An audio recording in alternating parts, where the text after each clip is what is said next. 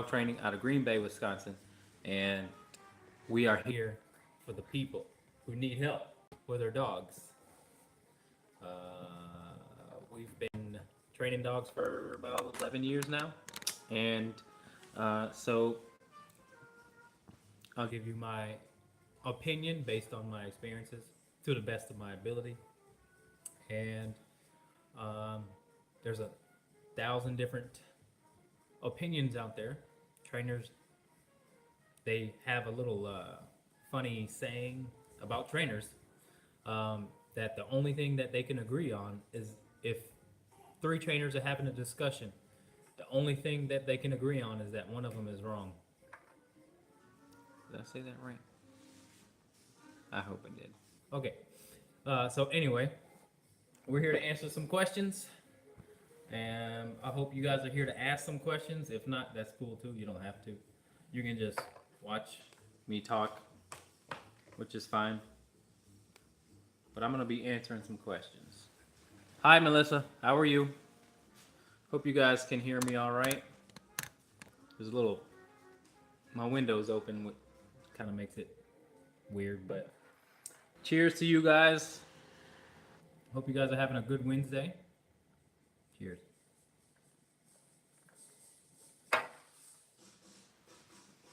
All right, let's jump into it. Okay. Pit bull mix. Really scared at the vet. Has to be muzzled at the vet. Hi. Has to be muzzled at the vet, who I will probably look for a new one. Didn't feel confident with him. Recommended tranquilizers before appointment. I personally can work with him and have success looking in ears, okay? But even I am able to see the appointments won't go well with a typical vet. He has a snappy reaction if not muzzled. He isn't aggressive, mean, but his reaction is faster than his brain can say don't. Fixable. Yes, you definitely can help that situation. So I'll just go over my vet protocol for dogs who are, not necessarily a big fan of the vet's office.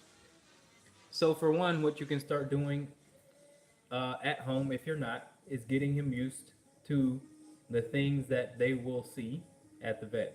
Okay, you obviously can't duplicate exactly what's going to go on at the vet's office, but you can start developing a deeper dialogue with your dog prior to getting there, or just in general anyway. That'll help. So one of the things that I like to do, or like to remember, is that I need to be able to do anything and everything to my dog. I need to be able to handle them the way that I want to handle them. The way that it would be necessary for a vet to do an examination. I want to get them used to it, but not just used to it in the sense where they feel safe enough with you to do it. I'm talking about pushing them past the point of them becoming impatient with what you're doing. That's when you have true reliance and compliance. When you're doing their nails, when you're doing their bath, when you're checking out their ears, tail, whatever it may be, you want to be able to push past there'll be a time where they get impatient. And you want to push past that. If you can push past that, and then they sort of lay there or can be content there for as long as you need them to be, then you'll be on your way as far as getting your dog to listen to you at the vet instead of listening to himself, because that's the bigger problem. The bigger problem is how well does your dog actually listen to you, and how respectful is the relationship between you and dog. So you really want to start doing things that will make it easier on you, but it starts in the house. Okay, it really starts in the house. What our responsibility is as dog owners is preparing them for what the real world will bring. If you're not doing that, then the dog is free to feel stressed about things that aren't normally or shouldn't be stressful for. So the vet's not there to hurt them, right? Other dogs, obviously, most of the time aren't there to hurt. Strangers, most of the time, aren't there to cause harm. But most dogs, excuse me, not most dogs, but some dogs really think all those things are out to kill them. So, so we have to keep in mind, yes, we need to get what we need to get out of the relationship, but we also have to provide them with the tools in order to deal with stress in the real world. And part of that real world is that's inevitable to deal with is the vet's office, is seeing other people and seeing other dogs. So do what it takes. Be tough on your dog, especially if it's something that is going to be necessary for their well-being and others' well-being. That's where the what you get out of the relationship should have a boundary, because it can't just be about all of what you get out of the relationship between you and your dog. That's how you build a dog who is free to act like a hellion. That's how you build a dog who doesn't know how to deal with stress. But obviously will take advantage of you as well.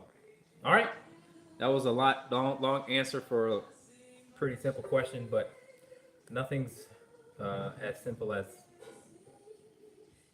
it may seem, but it is fixable. So thank you for your question. All right, let's see. Got a couple questions live.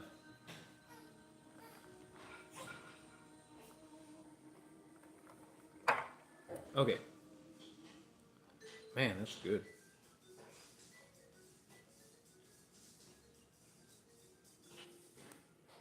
Give me a second, guys. I'm just pulling up the live feed. Hi, did you already answer the question for the 9-month-old pit mix? No, I didn't. But guess what? I'll do it now. My 9-month-old pit mix is still not making it to the bathroom in time. She was very malnourished when we got her, and I'm wondering if her bladder is just too underdeveloped.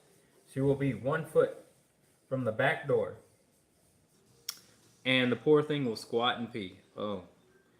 Our house is not huge, but it's almost like she can't hold it. How do I know if it's a medical thing or if it's a I'm going to go whenever I want thing? Great question. So this is what you can do. I would crate the dog. And then or you can just think about it like this. How long are you gone every time that you're gone? Is there a consistent time where you're gone and she pees? Because if it's not, then that would point towards her just peeing where she wants versus her ability to hold the pee. So if you're gone on an inconsistent basis, then the latter would be more likely. Yeah, the latter would be more likely, which I'm thinking it is anyway. So just time it. See if you... Hey, Rachel, how's it going? Hi. Hello. All pups are crated when we're gone. Okay, so do this. Well, first is do what I said. Happy Thursday. Congrats on the beautiful baby. Thank you. I appreciate it. He's giving mom some hell right now. Won't let mom sleep. You got a dog? That's awesome. What kind of dog? Thank you. I appreciate it. Okay, so back to the question. Just if it's a bladder thing for real, if she has a hard time holding it, then again, time it. But it also check the level of excitement that your dog displays when you come home as well. If you can keep her calm, especially female dogs, they'll be able to hold it a lot better. Sometimes uh, the excitement level can let dogs you know pee. Chihuahua wiener dog. Oh my god. What the hell? I'm just kidding. Congrats. Okay, next question.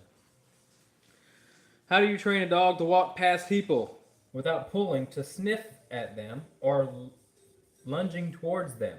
We sometimes have to sit and stay when people walk past, but would like to be able to have him walk past people and dogs without reacting. We have an 18-month-old Mastiff mix. Also, any tips on road safety, like not running into the road? Great questions. Okay. So when you're teaching your dog how to walk properly past people, or anything for that matter, you just have to give your dog something to do that's non-negotiable on the walk. And what we teach at our academy is loose leash heel. The dog is 18 months, so it's well old enough to be able to has the ability to learn. Okay, so loose leash walking, and you may need to get a prong collar to achieve that. Given that he's a Mastiff, he may be strong, all this, that, and the other. So what I would recommend is that you go to our YouTube channel. We have a how-to walk, and that includes the equipment, but you will learn how to walk your dog in the loose leash way, to where the dog actually starts to listen to you or is in tune with you more so than the environment. Very crucial. If your dog, in case your dog goes down the wrong way, if you allow your dog to do what it wants on leash, then it's free to feel how it wants to feel. And then again, if it feels a certain way, it can also start to feel insecure about the walk. So don't let your dog do whatever it wants on the walk, because insecurity can creep up. Okay? Really start to demand that the dog do something so that you guys can develop a respectful walk. And then what starts to happen is your dog starts to learn about what things actually mean, right? Or how things are not necessary to sniff or concern themselves with. So you really have to give your dog a job to do. Your consistency has to outweigh their stubbornness. If they're stubborn about it, then your consistency to get them to heel has to be more persistent than them. Okay, and then once you get that walk, you open up their mind. Once you get that good, nice, loose leash heel walk, you start to open up their mind for considering seeing the world the way you see it. So, what do you mean by give them a job? That means loose leash heel, right? So, dog not pulling, no tension on the leash, because tension can cause tension, and tension can also hide their insecurity. So, there's a lot of dogs that pull towards people, pull towards whatever. Oh, that was a big yawn. And the dog actually doesn't want to go and confront those things, because if it was off leash, it would be a different story. But cheers, B. But when you're dealing with a dog that does want to pull, because they have the safety of them being on leash, they start to act out more. So there's a big difference in some dogs on how they act on leash or off leash. But watch my video on YouTube, how to walk, to start learning the techniques on how to get that dog to be more respectful and or just listen to you more engaged with you on the walk.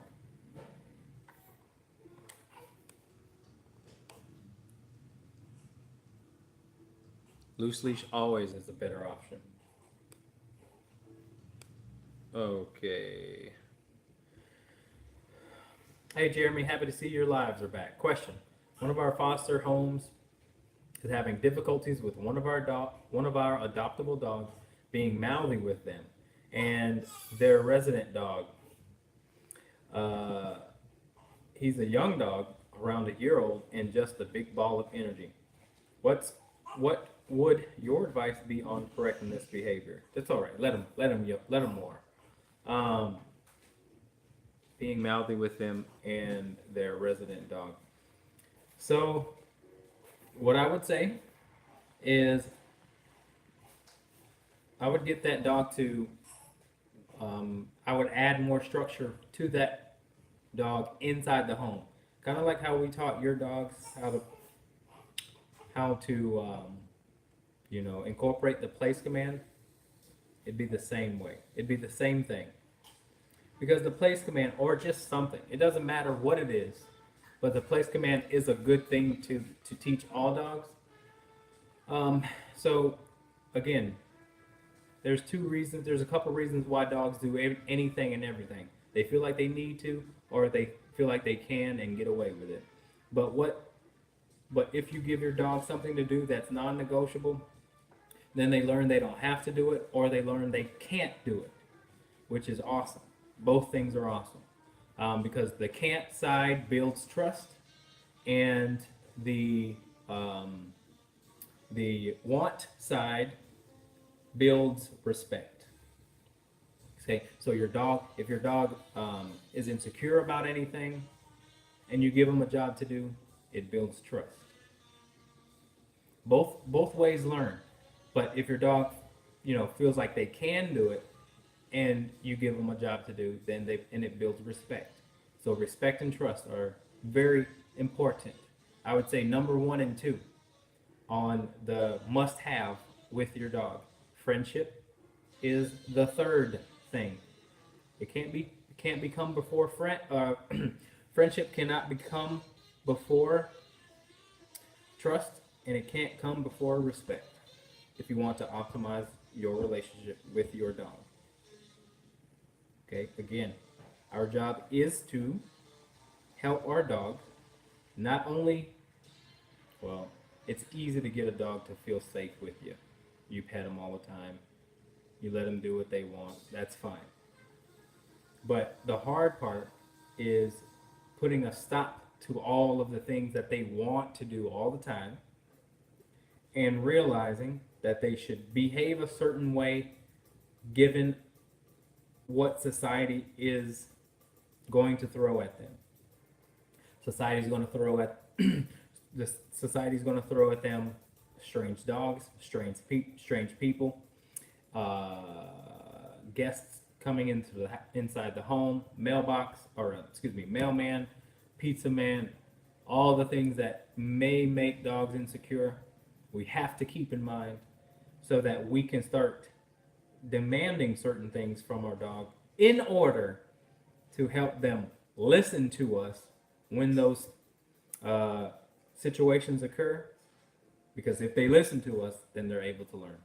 So I would say to you, Kayla, structure wherever, in any area where the dog is mouthy, it's a lack of respect, because dogs just don't mouth other dogs like that unless they're being taken advantage of, or they just really have a big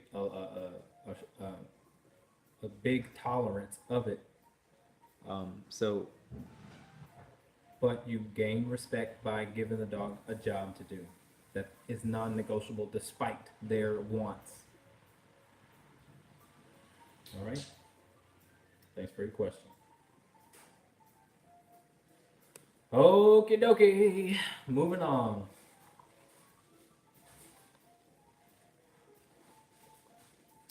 Okay. My 9-year-old lab has been peeing in the basement, usually only when I leave, or if I have left, but returned as if she was mad at me, and being vindictive. Not sure how to break it, other than caging her, which I don't want to do. If that was my dog, I would cage her. Just because I'm going to do that because I'm going to be pissed at them for doing something they know is not right. So, um, obviously, I can't really. Sometimes there are other reasons why dogs pee that is out of their control, and I can't really tell you that because I don't know the dog. But just on a very, superficial level, um, I would go ahead and cage that dog for a while. And when you cage the dog too, or when you crate the dog, you can also evaluate if it's something that she can help or not, because the dog will be able to, if it's a problem that she can't help, the dog will pee in the cage. You wanna obviously before you discipline the dog, or even just be angry with the dog, you want to make sure you are. It's not something that the dog can't help, and crating the dog will definitely help you find that. So just crate the dog and do your normal thing. Come back and see if there's pee or not. All right, but also clean the area where she pees very, very well, because excuse me, if they have to. Also, the peeing in a vindictive way, I do believe some dogs do that. I'm not gonna, that's a hard one to prove, but I'm not going to rule it out as dogs don't do that, because I don't know for sure, and I don't know if anyone is able to prove that that's not the case, or that is the case. So, if you know your dog well, and you feel instinctually that it comes from a place of you left me too long, then who am I to tell you that you're wrong? I can't tell for certain the intricacies between the relationship between you and your dog. That's all I'm saying. All right. Thank you for your question. Hey guys, feel free to ask as many questions as you like about your dog. You don't have to just ask one. And remember, when you do ask questions, you are helping out other people who are going to be watching this that have the same question, but maybe are a little too shy to ask questions. So this is helping out more people than you think. All right. We have an almost 2-year-old English bulldog. The only way I've been able to get him to focus on me when people come over is to have his favorite toy in my hand. He's a very high prey drive. He has a very high prey drive and is obsessive compulsive with his toy. He doesn't even acknowledge the guest. Is this acceptable? How can I transition him to do a peaceful greeting without the use of a toy? Great question. So glad you asked. Okay, we have a 2-year-old English bulldog. All right. So, my philosophy when it comes to dogs and greeting guests is to have control of that situation.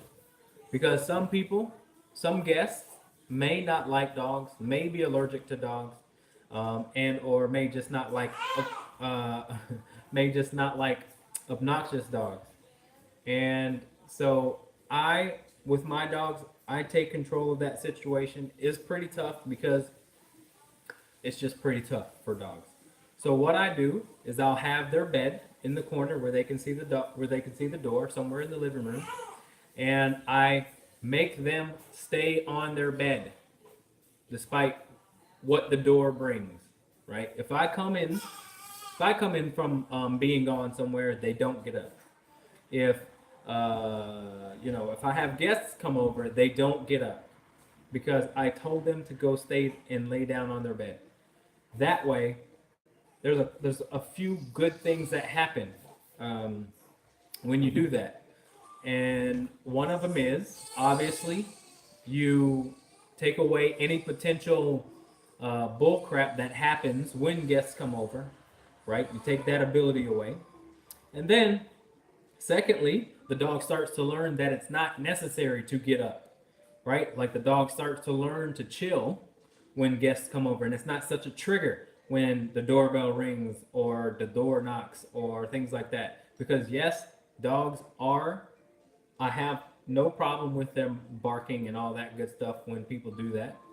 But when you say it's okay or when you say go lay down, they should listen. So that's my approach. If your dog is high prey drive, I'm not going to say that that doesn't work. If your dog is so focused on the toys for the first 5 minutes when your guests come over, then keep them. Because I do think the first 5 minutes is the most crucial time where your dog should be controlled to optimize learning and obviously to stop any potential stuff that can happen between your dog and your guest when they come over. So dogs do perceive guests as it's a sort of a very intrusive thing to their territory. And so mostly the dogs that I work with are going to be territorial aggressive and aggressive on leash. Those are the two most common problems.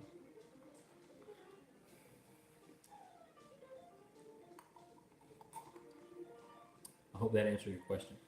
If it didn't, let me know. Okay, question for Missy. Is there any way to have my dog, who hates water, to actually enjoy it?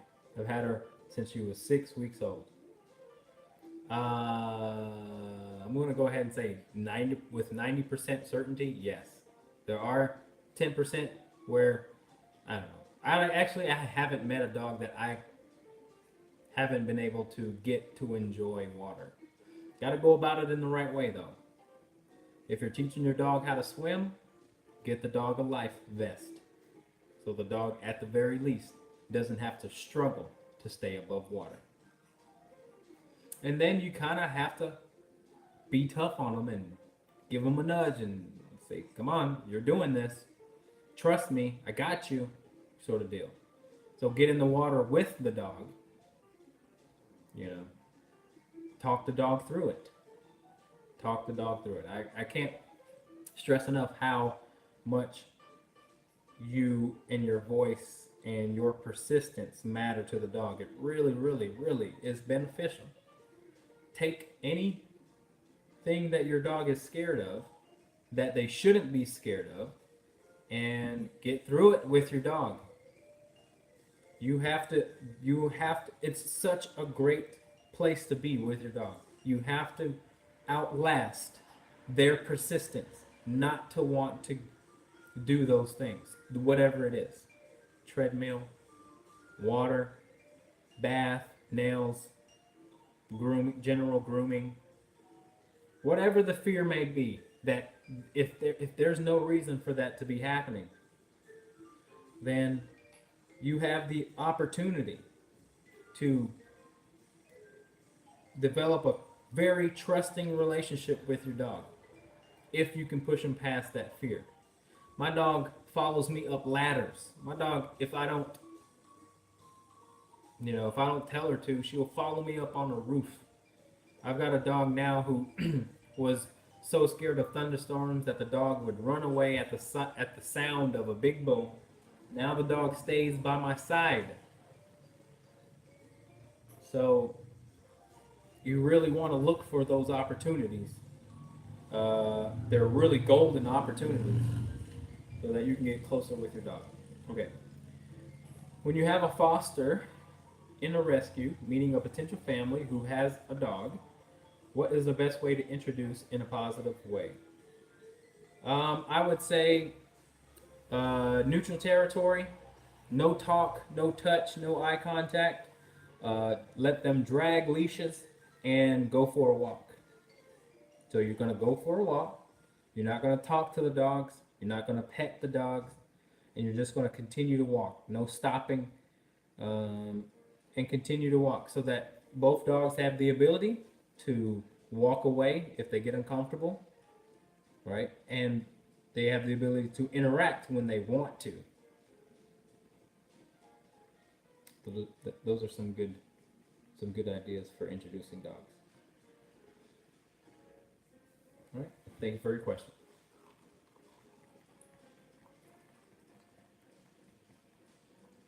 What are some things to look for when a family chooses to adopt a shelter or a rescue dog?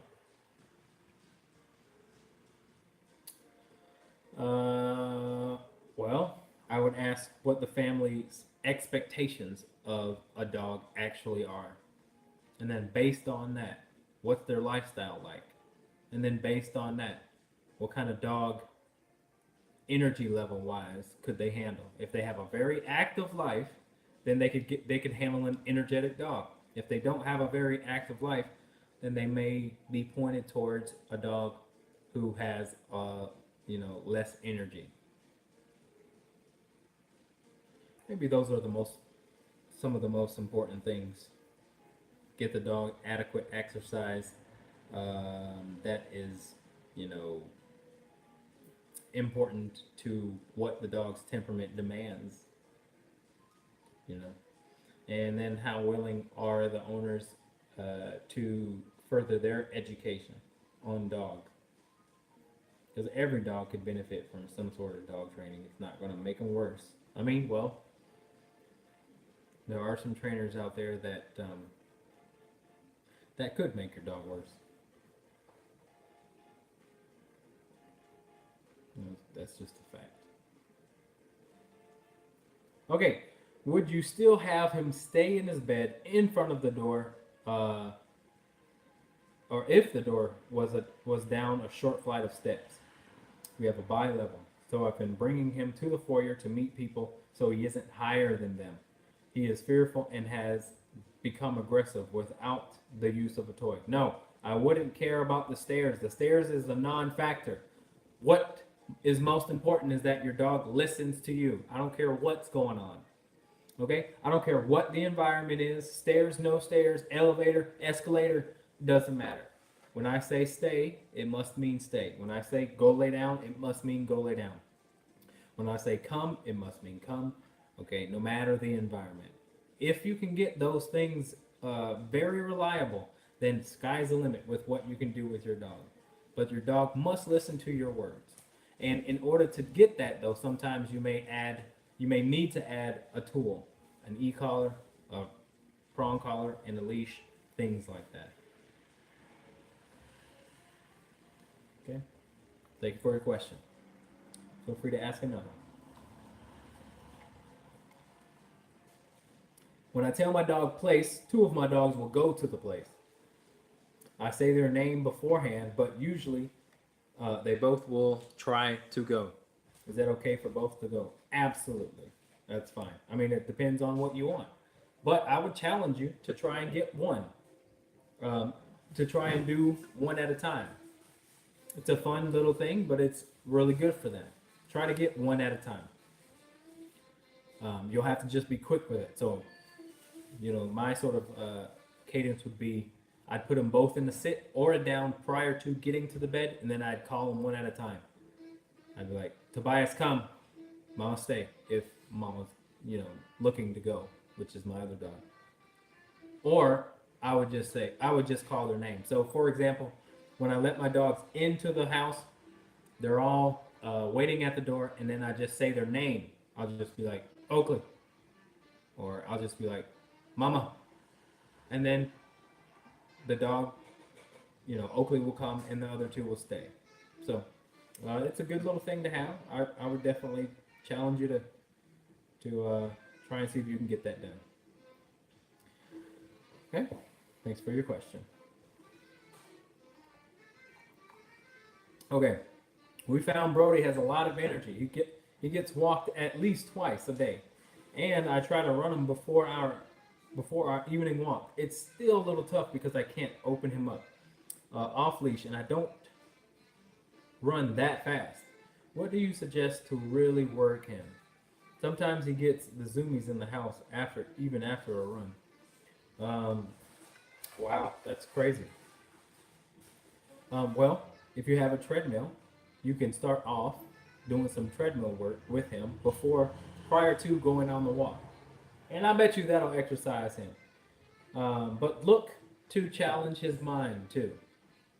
How about trying to get him in a down state? Challenge his mind so that Because if you exercise the mind, the body will get tired as well. So try getting him to do nothing as opposed to doing all the things that will could possibly build up his endurance. And then you're just going to be, you know, having to do more and more and more and more and more. Try getting him to do nothing. But again, one of the things I do for people when I send their dogs home, after they've gone through my program and they meet their parents after 3 weeks, they're crazy sometimes. You know, it's full of energy. And one of the things that I do to help with that is I'll put them on the treadmill for 15 minutes. And then so they just take a little walk on the treadmill, works their mind and their body, obviously. And then the go home goes much smoother. So look to do that. If you have a treadmill, of course. If you don't, you can get one on Craigslist or like that Facebook Marketplace has them for very cheap. All right. Hope things are going well. Okay, great advice. You are the first to tell me these steps aren't a factor. Thank you. Oh, yeah. Wow. I mean, I don't know who would tell you that they are. I just, a dog being higher than someone, I can't get with that philosophy of thinking. At the end of the day, like I said before, I want my dogs to respond to when I say down, anywhere we're going. That's how you build towards having your dog be a therapy dog or a service dog. If I tell my dog to lay down, that also gets them to do what? Relax a little bit, right? If you can do that in any environment, then it takes that tension away, doesn't it? At the vet's office, at Home Depot, at the airport, at the hospital, wherever there's times where your dog could even become a little bit more anxious than normal, down. Says to them, first of all, that you can control the situation to a certain degree, and they don't have to try and control the situation themselves. So I want my dogs to listen to me because it's going to save their life. Come means come, no matter what the situation. I don't care about stairs. I don't care about other dogs. I don't care about other people. I don't care about squirrels. I don't care about anything. Oh, well, he just really likes squirrels. Oh, well, he just wants to say hi to other dogs. Oh, well, he just wants to say hi to other people. I don't care about that. So what? So what if he does? He still chose to not listen to you. And then guess what? Let that squirrel turn towards the road. Or let that person really just not want to interact with your dog. Or let that dog be an aggressive dog. Then what? Then you're stuck. You could be stuck with a dead dog, or a hurt dog, or a really pissed off person.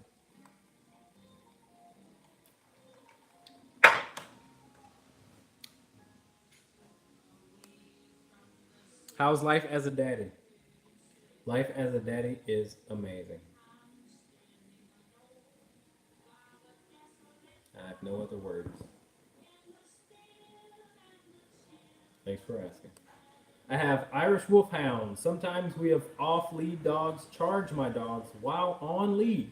What's your advice to keeping everyone safe? Thank you for that question. It's a great question. This is what you're going to do. You're going to look up this. Okay, Google this. Google the next 2 words that come out of my mouth. Ready? Doggy don't. That's going to be your savior. Doggy don't. It's a handheld device that makes a sound that sounds like a taser, but it's just a sound. People don't freak out. It's not going to hurt other dogs. It can't. but it will. I'm going to say with 98% certainty that it will keep other dogs away from your dogs. And I say 98 because there are some dogs that don't give a crap about it. But if dogs are cautious, more times than not, they will respect the sound of the doggy don't. You press the button and it's going to go really loud, okay? Do not let other dogs come up to your dog when you're walking. I don't care how friendly you want to be, don't do it because it could potentially be a problem. And then you're going to have to train your dogs out of that problem because the dog's going to lose trust in you. It can just be a mess. So the best thing to do is to be a little bit mean and get that dog away from your dog. Protect your dog on leash because sometimes those dogs that are off leash are not always nice. So get the doggy don't. And if you really want to have, you know, a good instructional video on how to use it, then we have a video on our YouTube channel that will really goes in depth on all the things that the doggy don't can provide. But one of the best things I make every dog training client of mine go home with the doggy don't for that reason. That's the number one reason. But it also can help in a lot of other ways. But the number one thing that I recommend it for is keeping off-leash dogs the hell away from your dog. Okay, because again, you let that wrong dog come up to your dog and it starts a fight. Now your dog is going to have a problem with a lot of dogs on leash because you have created a very not safe situation for your dog. All right, so advocate for your dog at all times, by any means. Thank you for your question. Feel free to ask another one. On the flip side, the dog loves doing nothing. I know he does. I saw him. I've experienced this. I have to pull him out of his bed in the morning to get up. He's like a lazy, stubborn teenager, or I really suck at this dog mom stuff. No, I mean it's weird because there's a side of him that's so super chill, but then there's a side of him that you like what you described is very energetic. But you know, again, I would challenge him mentally. That's going to be the better option of the two, as opposed to, you know, there's a lot of people who get exercise only by throwing the ball with their dog. Okay, well, the time that you spend with the dog, by the time he gets tired, is going to increase because you're building the dog's endurance. So don't do that. Switch it up. Hi, Jeremy. I just adopted a 2-year-old mutt, and she barks a lot, seemingly at nothing, especially at night. Any suggestions for how to train the dog to not bark as much? Yes. Teach the dog to go lay down on command. Go lay down. That's the only thing that I would do. If I'm sleeping in my bed, or if I'm watching TV and it's at nighttime and my dog starts to bark, I have to say go lay down. That go lay down command has to work. It has to be non-negotiable, and it has to be consistent. Otherwise, it's not going to work. When a dog barks, the dog doesn't feel safe no matter what's going on. The dog doesn't feel safe. And their barking is their way to make themselves feel better. So it's your job to make it's your job to make them feel safe by giving them something to do that they have to do, and the barking will stop. Okay? When dogs bark when you're home, again, it's a very easy behavior to fall into, but your dogs should not 100%, absolutely not, be barking when you are home. You are the person. You are there to keep the dog safe, to help them feel safe and secure. So if your dog is barking while you're home and you can't control it, you got work to do.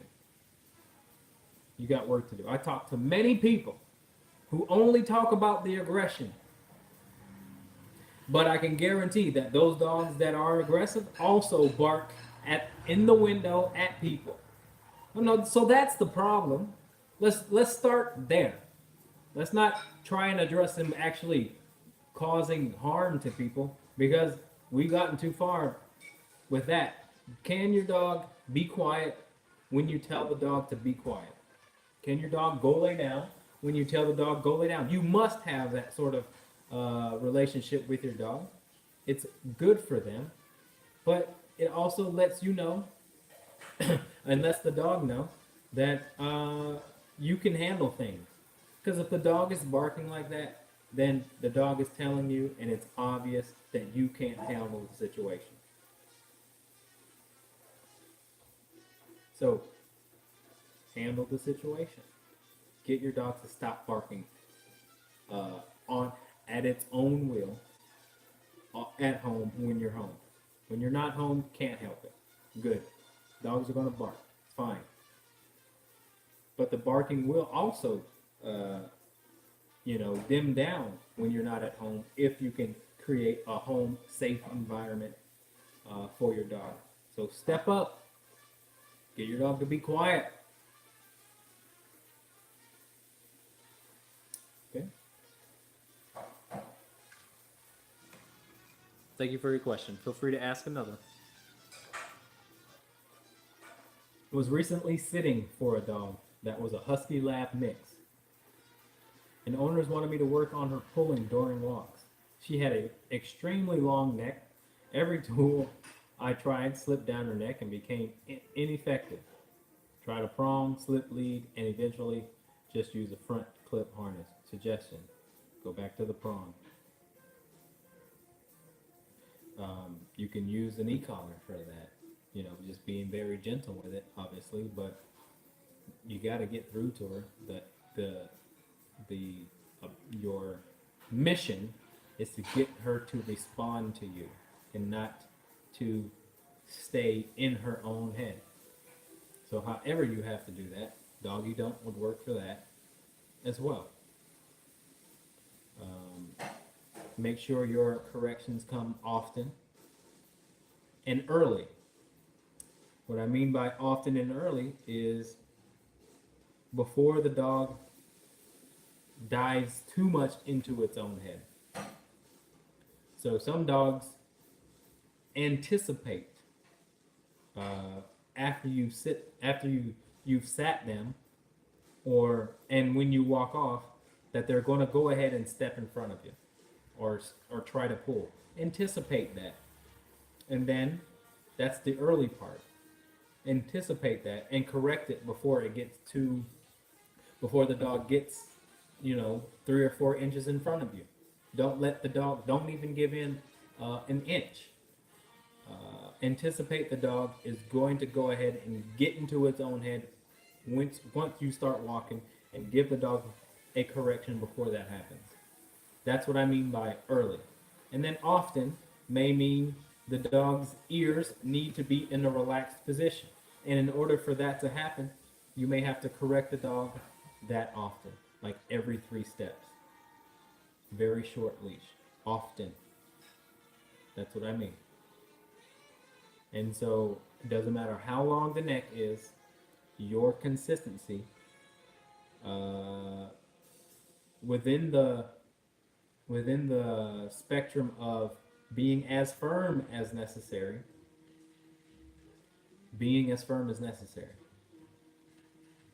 and then being as gentle as possible is the formula for getting any dog to respect what it has to do or what you're asking them to do on a walk. All right? Thank you for your question. I'm sure this is a loaded question, but what is the safest, most effective way to get our dog on the treadmill? I've looked online and feel overwhelmed trying to do it without him or me getting hurt. I'm a runner and use the treadmill daily, and he will often lay behind the treadmill. So he's used to seeing it, hearing it, it's just not being on it. Well, the first thing I would do, Jessica, is make sure that you can get a good walk with your dog. The easiest way to get a dog, because I can do it. I can train a dog in one day. Like I usually wait until the last day to treadmill train a dog in training. But that's because we have already developed throughout our time together a really good dialogue. So the dog trusts me. The dog knows that I do not take no for an answer. Very important.